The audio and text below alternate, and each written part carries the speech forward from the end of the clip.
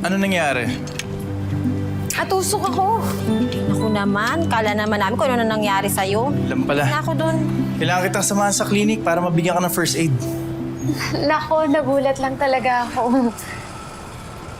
Uy, Telma, haba ng hair mo, ah. Mukha nga palang type ka nung karpintero kanina. Sinamahan ka pa sa klinik, ah. Ay! Ano ba yan? Ayan, oh. Hindi ko nga alam eh. Ano ba naman yan, Telma? Nakakadiri yan. Baka mamaya kung ano na yan, ah. Baka mamaya nakakahawa yan. Mauna na nga ako sa'yo. Ay, grabe. Iwan ba ako? Hala ka dyan.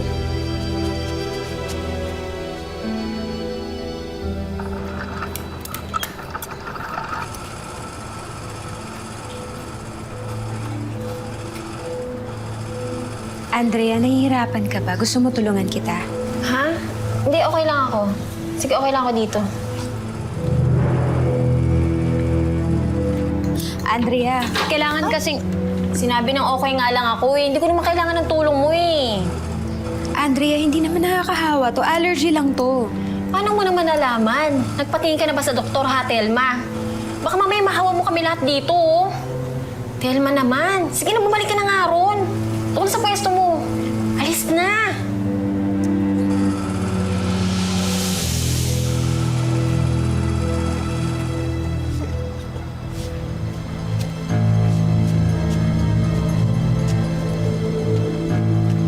Hi, Miss Beautiful. Ano ba? What? Tama na! Tama na! Tama na! Bitawan mo siya! Bitawan mo siya! Okay ka lang? Okay ka lang ba? Ha? Okay ka lang ba? Salamat, ha?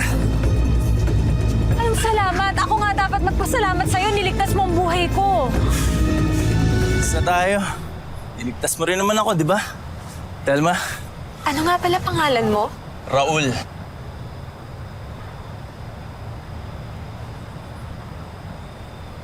Hindi ka ba nandidiri sa akin? May bukol ako. Hindi. Kasi kung nakakahawa yan, hindi ka lalabas ng bahay, di ba? O kaya hindi ka rin naman papayagan sa ospital.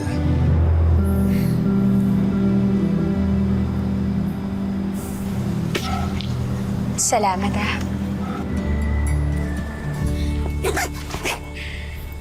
Salamat, Raul. Ako, sobra-sobra na to. Pero, Pero ano?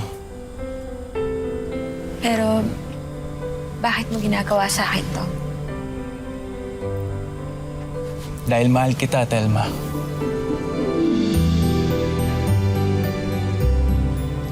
Kahit na ganito yung tsura ko, Hindi mahalaga sa akin ang itsura, Telma. sinasabi mo lang yan. Pero, magsasawa ka rin sa pangungutya ng ibang tao sa kahihiyan na kasama mo ako.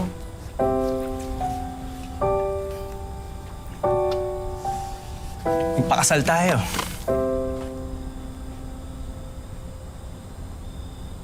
Ha? Hayaan mong patunayan ko sa'yo na mahal kita. Magpakasal tayo. Pag nagsama tayo, mag-iipon ako. Gagawin ko lahat ng paraan para maipagamot ka.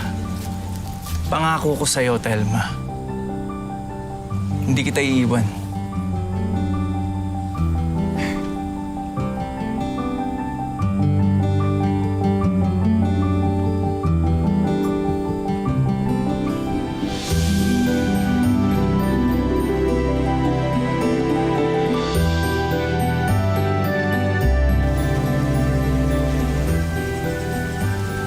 Magpakasal na nga sina Raul at Thelma at binayayaan sila ng anak. Maayos ang kanilang naging pagsasama at pilit na tinutupad ni Raul ang kanyang mga pangako sa kanyang asawa. Kamusta na ang mga mahal ko? Kamusta? Oh, bakit parang asaya mo yata? Oo nga po pa. Tumama po ba kayo sa loto? Kayo talaga. Hindi. May nasungkit kasi akong malaking project. Ay, 1 buwan ko na tinatarget. Eh, malaking bahay yun. Sigurado malaki kikitain natin. Talaga? Ayos yun ah. Elma, ito yung sinasabi ko sa iyo noon. Na kapag kumita tayo ng malaki, Mapagagamot na kita. Hindi ko kinakalimutan ng pangako ko sa'yo, mahal. Mahal, maraming salamat ha. Group hug na yan!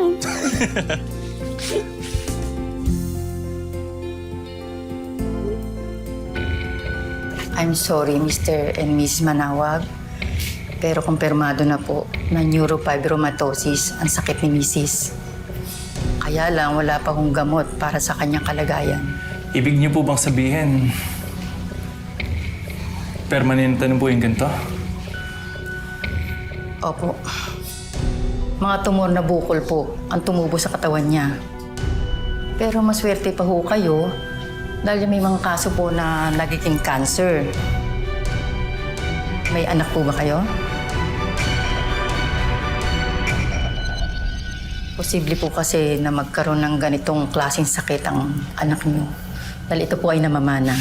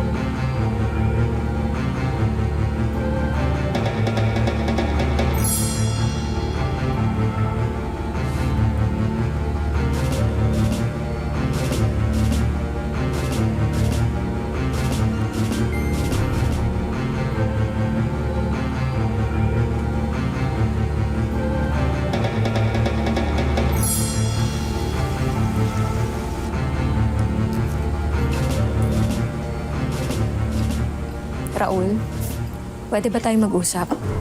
Ano naman yan? Mamadali ako. Raul, napansin ko kasi na simula nung nalaman mo na wala ng lunas tong sakit ko,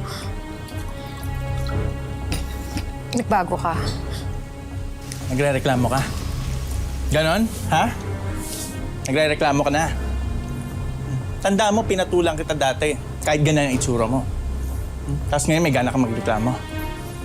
Buiset. Makalis na nga. Saan ka pupunta kay Barbie?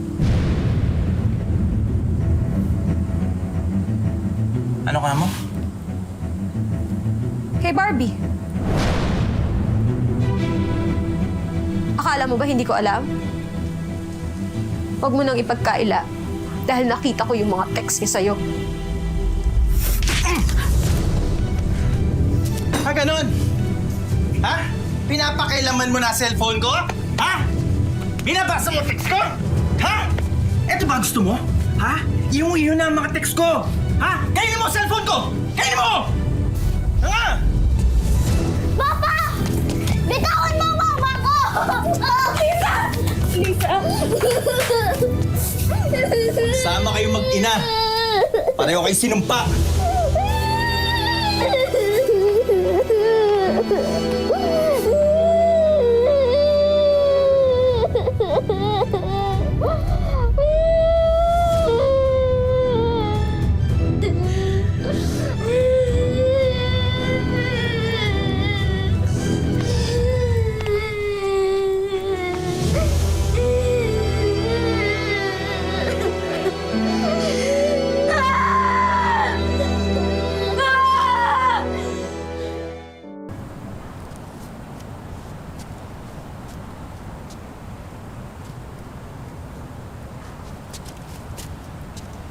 Miss,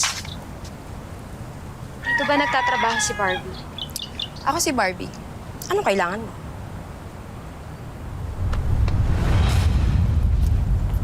Ako si... Ikaw yung asawa ni Raul. Totoo pala talaga yung sinasabi niya. Ang pangit mo. Kakatakot ka. Ba't ka nandito? Aawayin mo ako. Barbie, hindi. Hindi kita aawayin. Makikiusap sana ako sa'yo na layuan mo ang asawa ko. Eh bakit ko naman gagawin yun? Eh ang swerte ko na kay Raul. Sinusuportahan niya yung mga anak ko sa ibang lalaki. Barbie, nakikiusap ako. Ina ka rin, nakatulad ko. Kailangan ng anak ko ng ama. Nakikiusap ako sa'yo, layuan mo na si Raul. Ano ko manay? Huwag mo na akong dramahan. Di na sa akin effective yan. Kung ako sa'yo, umalis ka na bago ko pa ipatawag yung mga bouncer. Barbie, Ano ba? Sabi ko umalis ka na eh. Alis na! Alis!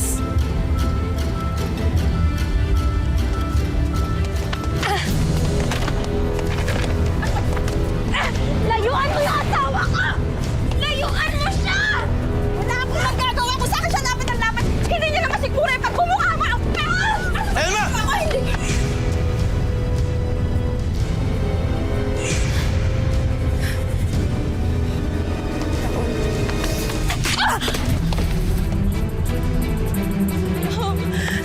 Love, tinulak niya ako. Sinaktan niya ako. Sabi niya, papatayin niya daw ako kapag hindi kita hinimalayan. Wala ka nang pakialam sa buhay ko, ha? Tapos na tayo!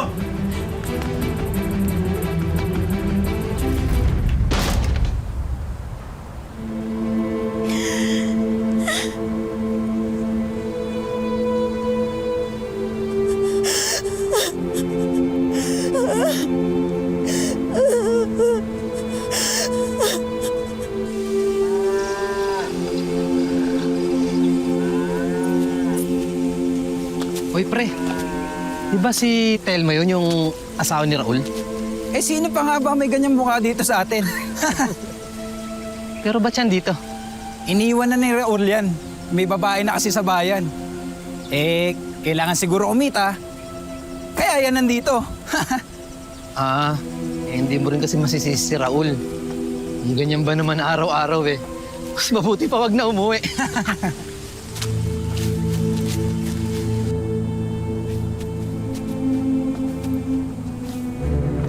Raul, ang ginagawa mo dito?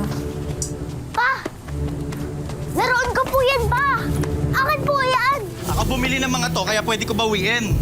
Ano? Inaagawan mo ng mga laruan ng anak natin? Para dyan sa kabit mo? Kapal na mukha mo? Walang hiya ka talaga? Tinitiis mo ang anak natin para dyan sa kabit mo? Kapal na mukha mo! Kapal na mukha Tingnan mo! mo nga kung kaninong mas makapal ang mukha. Siyempre sa'yo! Mama!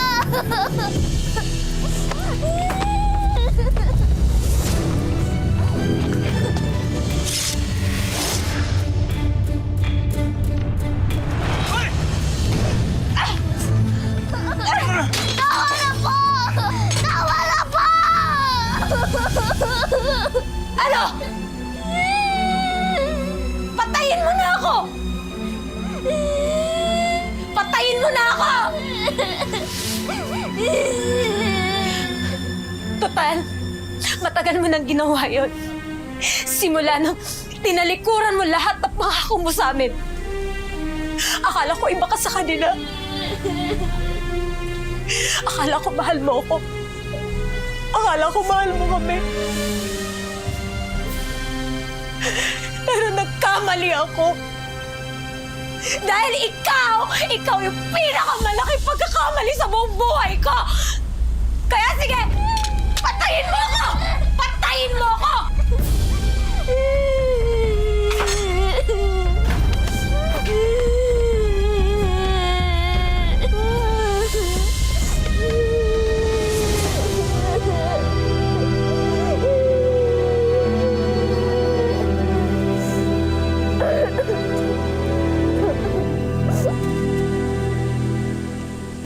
Lisa? Uy, bilisan mo. Lisa! Late na tayo sa school. Lisa, sino yung tumatawag sa yung Ali? Ha? Hindi ko yung kilala, no? Hindi. Narinig ko ikaw yung tinawag eh. Hindi. Di ako yun. Tara na.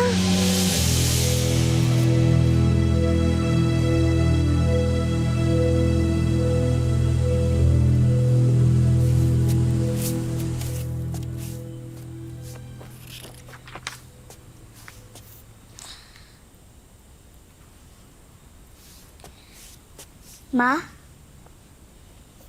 Saan ka po pupunta? Nak, tapos na kasi yung mga anihan sa bukid, kaya wala na akong trabaho. Hahanap sana ako ng may ekstrahan sa bayan. Ma? Pwede po ako sumama? Anak, hindi pwede kasi kailangan mo pa mag-aral. Hayaan mo. Kahit wala na ang papa mo, akong bahala, kakayanin natin to. Ibibili na lang kita kay Aling Virgie. Babalik din naman ako agad eh.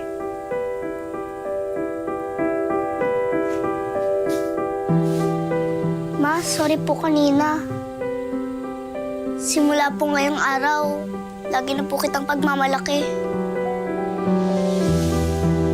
Anak, I'm sorry. Hindi ko naman kasalanan na may ganitong sakit ako eh.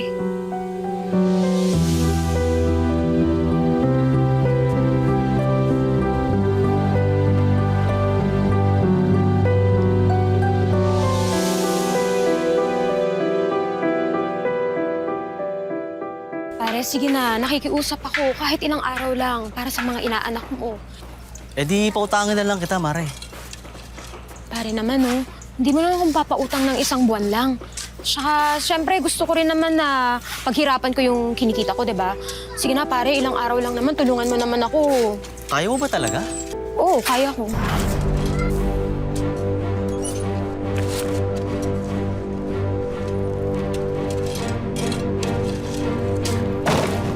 Ayusin mo siya. Buti ah. Tsaka yung pagpapalkada. Para ito. Para maganda lahat ng mga trying sa palinahanggan. Sinala. Ayusin mga tulog.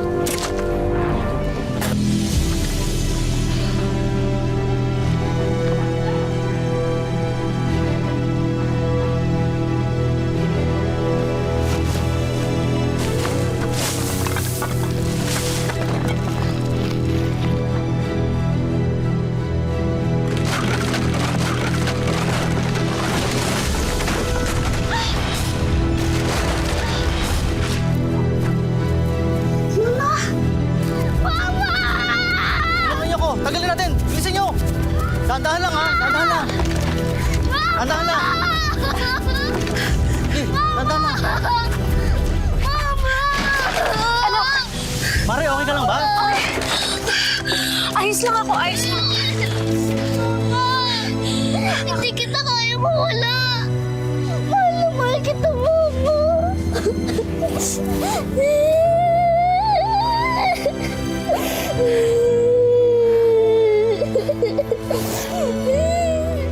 Okay ka lang, Mama? Oo, anak, okay lang ako. Huwag Mahal kang na mahal mag-alala, kita, Mama. hindi kita iiwan, ha? Mahal na mahal din kita.